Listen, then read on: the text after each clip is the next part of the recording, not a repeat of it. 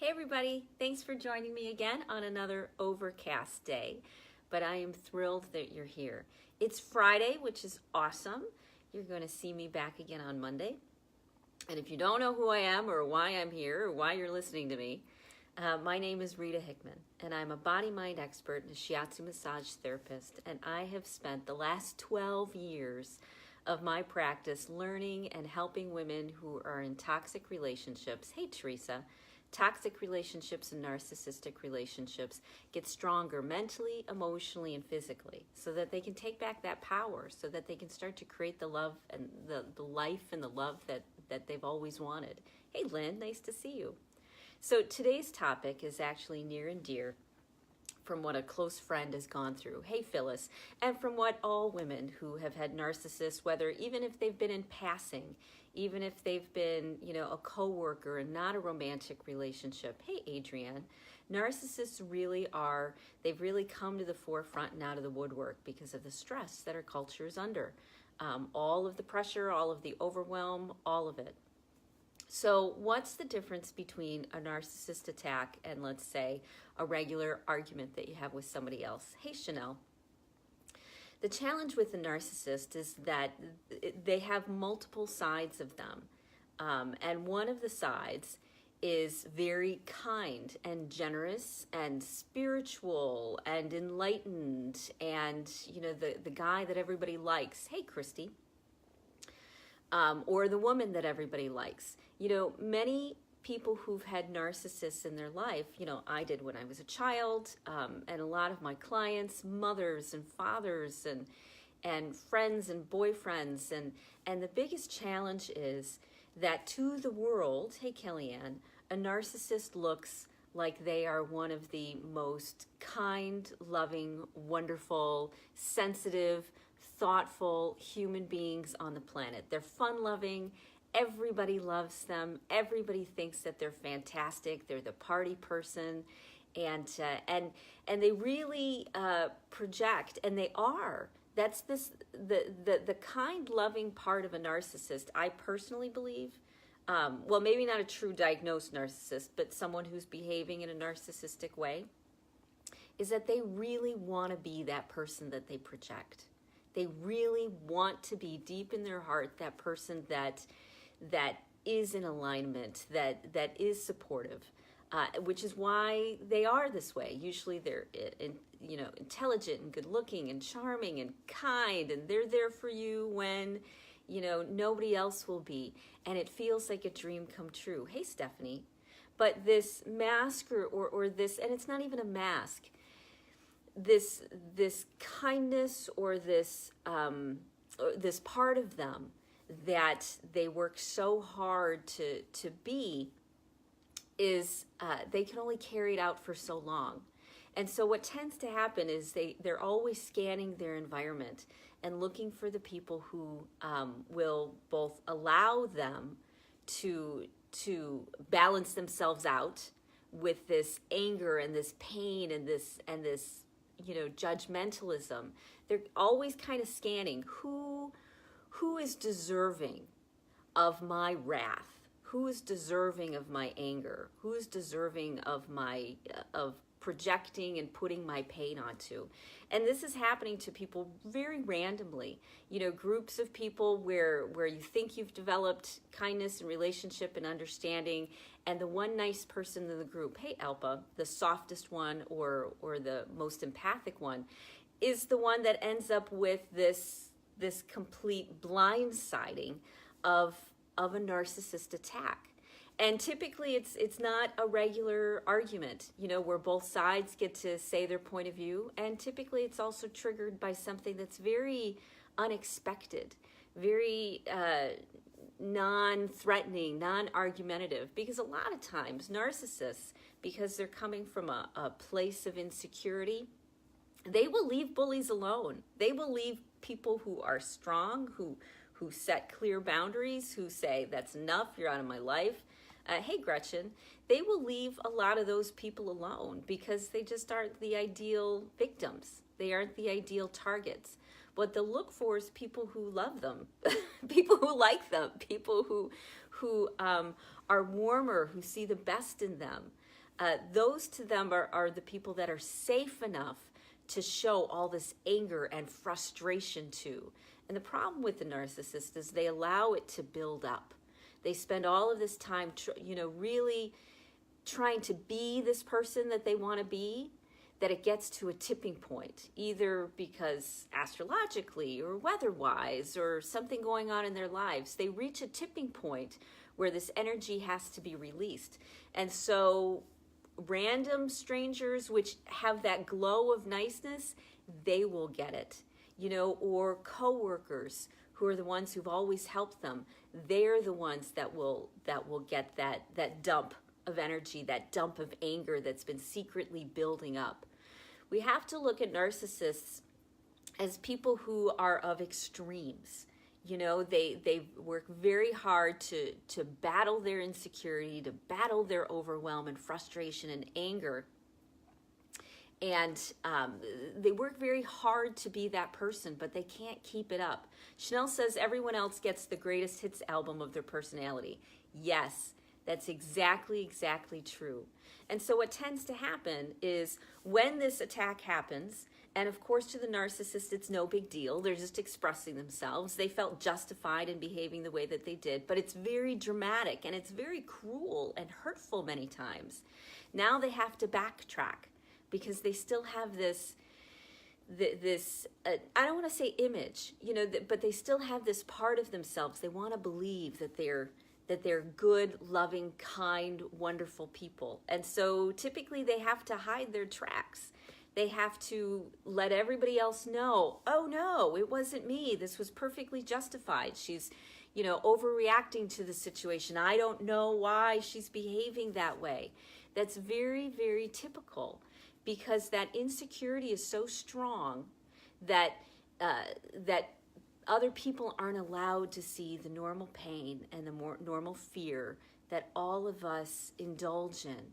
And so instead, they have to have these multiple sides. One side which is generous and kind, and that is absolutely true. And then the other side which is desperately looking for a safe place to dump all of these really hard feelings that they have no idea how to handle because they haven't put good coping skills in place. They haven't been doing the things that will help them manage their emotions. One of the best things we can do for kids is teach them emotional regulation. Teach them the things that give them the power over their emotions. And the biggest problem with narcissists is, or people behaving in a narcissistic way, is that they don't have control over their emotions. They feel helpless over their emotions. And this is the only way that they know how to handle it. Now, I came from the opposite spectrum, because I was victimized so much. I couldn't control my emotions either, but I was deathly afraid that it was never safe for me to express those emotions. So like most women or kind empathic people, we tend to suppress all of that stuff.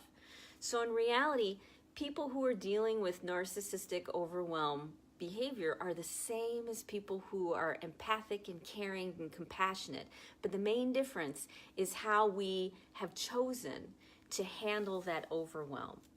And so I want you to pay attention when you see someone who always seems perfect, who is spiritually evolved, who is the most generous person in the room, who everybody loves and is super charming. I know when I was a kid, these were the people that I wanted to like me. These were the people that I wanted to emulate. But in reality, no one can be like that. Not even Mother Teresa, not even Gandhi, not even Martin Luther King. They had all these big, real human flaws. Hey, Amanda. And in fact, the more beautiful and bright and perfect that you are, usually the more that you're struggling with. Because reality is where we're a balance. We're a balance of both. We don't have these big dramatic swings. So a narcissistic fight tends to be much more difficult than a regular argument with someone. If somebody's mad and, and you go and you open your hearts and you have these conversations, then things get resolved and you move forward. But with the narcissist, the attack is so powerful, so one-sided, so almost like a wounded child having this tantrum, you know, because they have no idea how to control their feelings, that all, you know, all adulthood is out the window, you know, and other people will not believe it because they're only able to see, they're only shown the side that wants to be kind and loving and nurturing and supportive and, you know, good for women's rights and gay rights and everybody's rights. That's what everybody else sees. Now, here's a very tricky thing about victim and victimizer, is that many people deny a victim experience, which of course makes it much harder if you've just been attacked. Everybody else will deny it. Everybody else will say, oh, you're overreacting. Oh, this wasn't as bad as you thought. This isn't that big of a deal. You know, you'll get very minimized when you've been attacked. And the reason for this, and I went through this with, you know, sexual abuse. Children go through it with, you know, when they were physically abused as children, hey, Rochelle, or if they had a narcissistic parent. I mean, I can't tell you how many times as a kid I clearly was struggling. You know, I was peeing myself. I was crying all the time. And I would go to people and say, this is really hard. But most people don't want to believe that these things are possible. They're struggling with their own issues. And so it's so difficult for them to believe that the narcissist-victim relationship is really there, especially when there's all these other signs that, you know, the person who was victimized is somebody who tends to be a little bit softer and more emotional anyways, you know, so they're probably overreacting. And the narcissist is someone who comes off as somebody that everybody wants to be like, everybody wants to emulate. You know, and so the victim tends to get minimized over and over and over by all of the people around them. Hey, Lacey, just because people do not want to believe that this is possible, that this person could be that way. And so we have this blind spot where we ignore. And it's only ignored until it happens to you. It's only ignored until it's desperately in somebody's face, when the narcissist reaches their tipping point and they need to find anybody desperately to vent themselves on. Now, here's the other tricky part about a narcissist attack, is typically after the attack, there's a period of peace where you're able to get this kindness and supportiveness and love and gentleness. And for people who are in domestic violence, you hear a lot about, you know, then they'll come back and they'll change and they'll beg to be different. And we want to believe that. And we're lulled into it, especially if we don't have as much experience with it, or we really wanted to love our dad or our mom, or, you know, we'll keep trying. And so then you open your heart and you get blindsided again, you know, with it's all your fault if you didn't do this to me, you know, if you were just this way. So narcissist attacks are much more difficult than a regular argument. A regular argument, everybody can see, let's say, two guys fighting on the street. You know, they can see that. They can see an argument happening, and it's two strong people who, you know, are not going to allow themselves to be beat up by the other person. But in a narcissist attack, it's very cherry-picked. They cherry-pick the people on a subconscious way, because you can tell the people who will be kind, the people who will allow them to behave this way. And so it's completely undeserved. 99.9% of the time, a narcissist attack is completely undeserved for the person who's receiving it. But for the outside world, they don't want to recognize that they too can be attacked in an undeserved, random, completely unexpected way that hits at their very core of the things which they're most frightened of and most hurt around, you know? So that's the biggest difference, I think, between a narcissist attack and a regular argument. A regular argument is two people standing up for themselves and trying to voice their opinion. A narcissist attack is like a terrorist attack. It's something that, you know, you're going to church, or you're going to the store, or you're on the subway, and you're not expecting it. You're paying attention to something else. Maybe you're having a great day, and it comes out of nowhere, and it's personal, and it looks for the deepest wounds that can be triggered. It looks for that. That's the difference. And so healing on the other side of a narcissist attack is not as easy as just letting go. Everybody, oh, you just need to let go of it. Oh, they just had a bad day. And the narcissist will say the same thing. I'm sorry, I had a bad day. I didn't mean to take it out on you. And you're like, okay, maybe you had a bad day. I get it. But the difference is that it's personal and that it's an unfair fight. It's someone who is holding all the cards and doesn't have these lines of beingness of how they want to behave. They're holding all the power, and then the person who's being attacked is the one who is vulnerable, powerless, and literally helpless in the situation because they did not see it coming. So what's the beauty of all of this? The beauty of all of this, hey Sandra Ann, the beauty of all of this is because a narcissist will poke at, will punch, will slap your deepest wounds. What happens is that your wounds are able to come to the surface. You're able to release the energy around it. You're able to process through it as an adult, because nice kids tended to be nice children, and these sorts of things happen to them too, on the playground or in the classroom or with teachers or with people on the street. This isn't a new experience.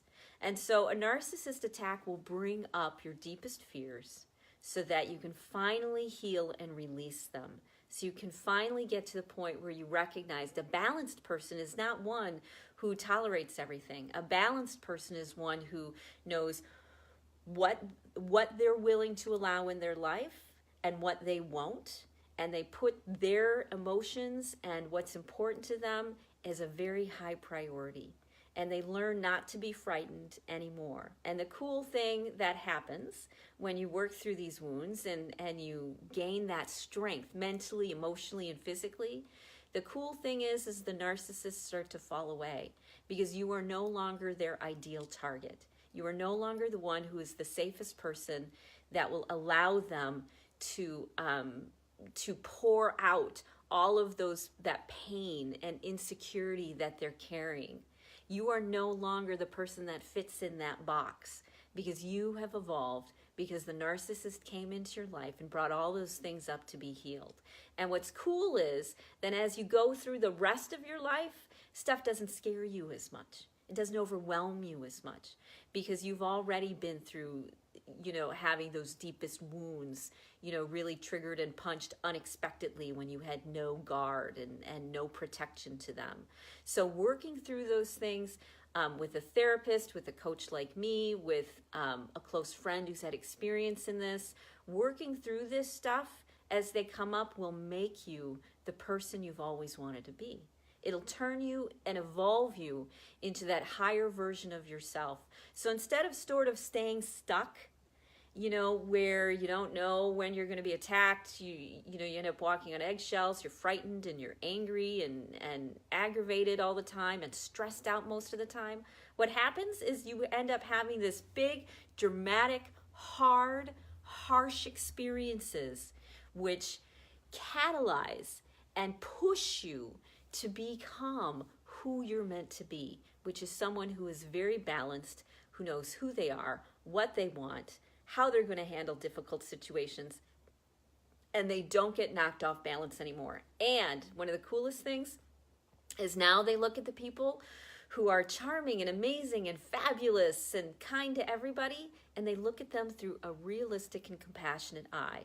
They don't see them as someone that needs to be on a pedestal, that needs to perform like narcissists feel like they're trick ponies, who need to perform on a high level in order to be loved. Hey, Bernadette, you're able to look at these people that you once admired and held up as in high esteem and recognize that they are people too, which means that if they're okay, if the narcissist is okay, you just don't want to deal with them or have them in your life, it means you're okay as well. I struggled recently with the belief of hey Sharon, the deservingness of being successful in life. This because of some recent narcissistic experiences, this belief was able to come to the surface and shed some light on it. And I had a close friend that, that said, of course you're deserving of success. And I thought that, I looked at it and I said, of course I am. Look at all of these nutso, crazy, narcissistic, horrible, awful people who are extremely successful. And you know what? They don't necessarily deserve it. And so clearly someone who does have people's best interests in mind and is trying to support somebody else clearly is deserving of success.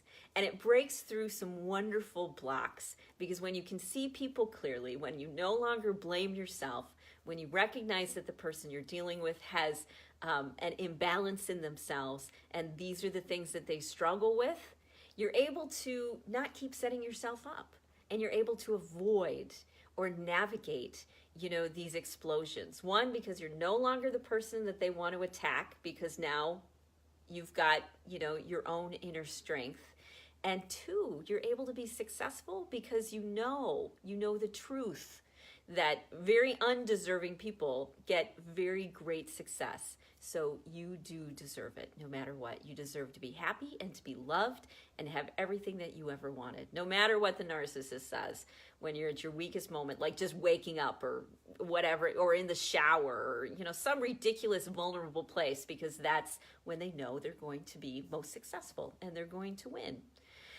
So there you go. Difference between a regular argument is it's two people who know where they stand, who are having maybe a loud dialogue about what's going on, and a narcissist attack, which is they're looking for the people who will be most vulnerable in their most vulnerable situation. Hey, Roseanne, in order to vent all of these overwhelming emotions that they have, so they behave in a very childlike, cruel, unkind, vulnerable way that just leaves the person who just received it flattened on the floor, unable to move, and usually staring at the wall for a couple days and crying, because these sorts of things are that bad.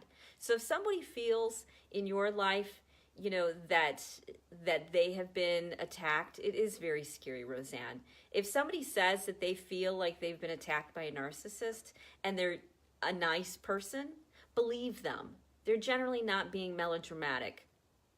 Yes, Roseanne. Roseanne says she survived too, her mother and her ex. Yeah, because we repeat the pattern.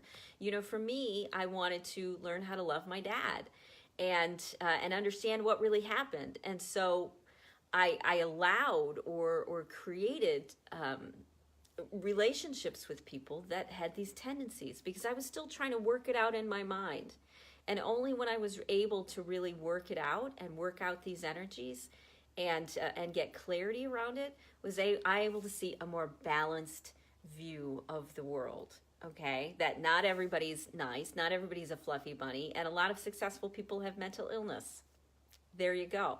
So if somebody says that they were viciously attacked, believe them, especially if they were viciously attacked by somebody who is very nice and everybody loves and people think are kind. It is typical to repeat until we learn, Roseanne. Yes, that's exactly it. So believe them and support them. Don't be like every other human being out there that denies it and says, well, you're just oversensitive. You just need to work harder. Relationships are hard. Maybe you need to be more sensitive. I can't tell you how many decades I spent especially as a child, trying to express the pain and the anguish that I was going through, and it was completely ignored because people just didn't want that. They just didn't want to know. And so I was told over and over, you just need to get over it. You're just oversensitive. You must have gotten it wrong. You must have misunderstood. This didn't really happen. Maybe you imagined it. All of that minimization of what happened to a victim. And women are seeing it all over the place. And it's not going to go away. You may get rid of one narcissist in your life, but guess what? There's going to be more. What needs to change is what you expect for yourself and what you will allow in your life. You don't need to never trust anybody again. The person you need to trust more than anything is you. The idea that you will protect you no matter what, in any situation. And that protection may be leaving the room, leaving the attack. Yes, the PTSD afterwards is hard too, Roseanne. You're absolutely spot on. Because then, yes, you've now been traumatized. Nobody believes you. You have to suppress the emotion, which then causes, physical illness. Absolutely. And then you need support for, to get through the PTSD that you've now suppressed. So if somebody says they've been attacked, believe them, listen to them, and get a balanced perspective. Don't just minimize and say, well, maybe you need to have a conversation coming from your heart, because those people have never been in the position of being viciously attacked like that. And so they really don't get it. And you cannot expect people who that's never happened to really understand. It is a royal mind trip, Roseanne. Absolutely, totally messes with your head. Because then, as I said, on the other side, the narcissist is, they're telling you the same thing everybody else is that you overreacted and that you're oversensitive. And you know what? You are not overreactive. You are not oversensitive. What you don't have is you do not have a healthy self-respect for what you as an equal human being deserves to have in life. And because of that, it not only attracts, but it encourages people who are looking for someone in order to safely express all of their demons to, okay? It's a mental illness, and when you become stronger within yourself, when you work through those issues and heal them, then it ceases to happen, okay?